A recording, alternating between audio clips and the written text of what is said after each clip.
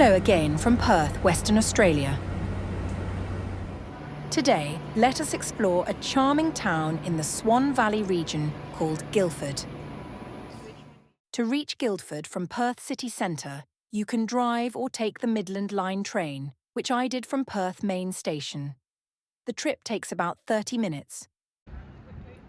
Guildford is a historic village that feels like stepping back in time.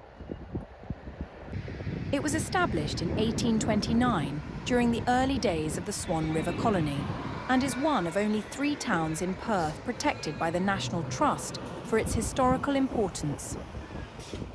Surrounded by the Swan and Helena rivers, Guildford's original layout from the 1800s is still largely preserved, making it perfect for a leisurely walk.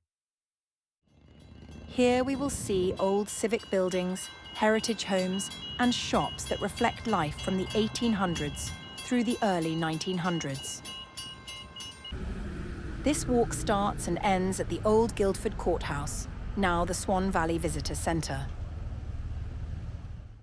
The River Ramble is a 1.5-kilometre trail, around 30 to 50 minutes, that takes us along the historic Swan River and through Guildford's old town sites. Number 1, Guildford Courthouse. We start here to pick up our free self-guided walking tour map and begin our journey through Guildford's history. The staff at the Swan Valley Visitor Centre were warm and helpful, offering great advice on where to go.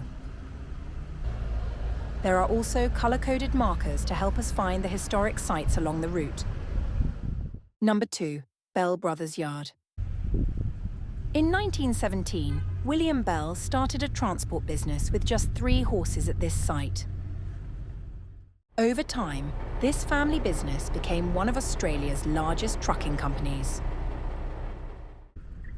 Today, nothing remains at this Guildford site to show the beginnings of this once thriving, diversified company. Leaving Bell Brothers Yard, we head west along Swan Street for 75 metres to our next stop. Number 3, RoseAndCrown Hotel. Built in 1841, this is Western Australia's oldest hotel still in operation. It has been a community meeting spot for centuries. This hotel is also known for its fine colonial Georgian architecture. It is a great place to stop for lunch. The steak sandwich with sweet potato fries was delicious and well worth the $30. We head east on Swan Street for about 60 metres, reaching a roundabout where we turn onto Terrace Road. Our destination awaits just ahead on the left. Number 4, Padbury's store.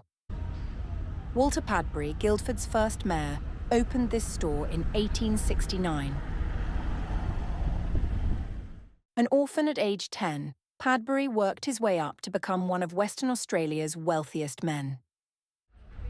From Padbury's store, we head southwest along Terrace Road.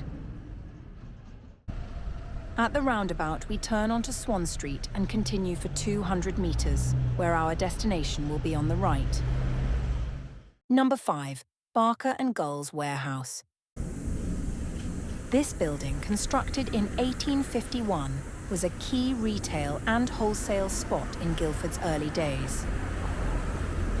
Look for its original loading gantry on Meadow Street.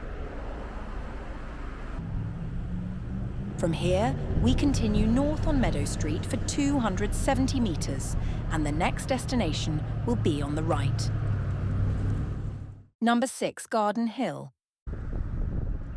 Dr. Alfred Whalen, an early winemaker and surgeon, bought this plot of land, which became part of Guildford's wine history. Today it's part of a church seminary. We continue along Meadow Street for another 350 metres, and the next destination will be on the left. Number 7, Moulton's Landing and Barker's Bridge. This area was a busy transport spot in the early 1800s. Merchant Abraham Moulton, who traded along the river, met a tragic end on a trading voyage to Hong Kong. We turn around and walk 200 metres south along the west side of Meadow Street. Number 8, Moulton's Cottage. This small house was built in 1841 and used as a shop by Abraham Moulton. Its colonial architecture is an important piece of Guildford's early history. We continue south on Meadow Street for 180 metres. At the roundabout, we turn right onto Swan Street. Number 9, Riversleigh, Crossland's house. This grand 1897 home, built during Western Australia's gold rush, is a beautiful example of Art Nouveau design.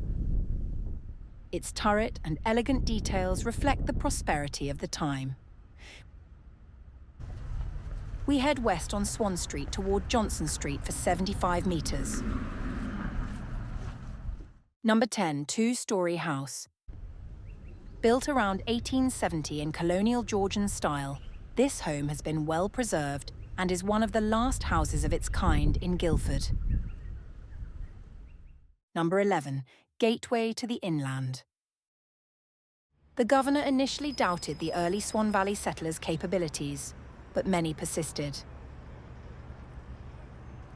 Assistant Surveyor Sutherland was soon sent to plan Guildford as an inland port and gateway to rich agricultural lands strategically located on the peninsula between the Swan and Helena rivers. The anchor, wheat sheaf, and grape bunch on Guildford's original crest symbolise its role as a hub linking agriculture to global trade. Today, its roads still connect the Swan Valley's vineyards and farmlands. Number 12, Spiritually Rich. The British settlers of Guildford built the first St Matthew's Church of mud bricks in 1836 near the Guildford Grammar School chapel.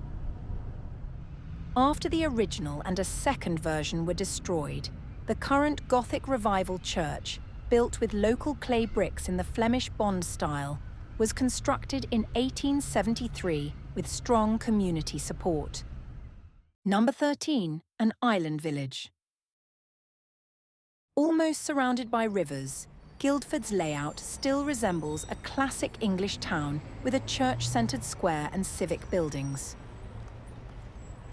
This unique geography has helped Guildford maintain a close-knit, village-like feel.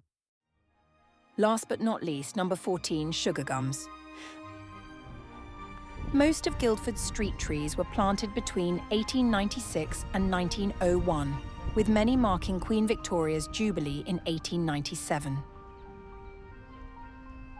While the iconic SugarGums dominate Stirling Square, other species, like plane trees along Terrace Road, still add to Guildford's charm. Thank you for going on this self-guided walk with me.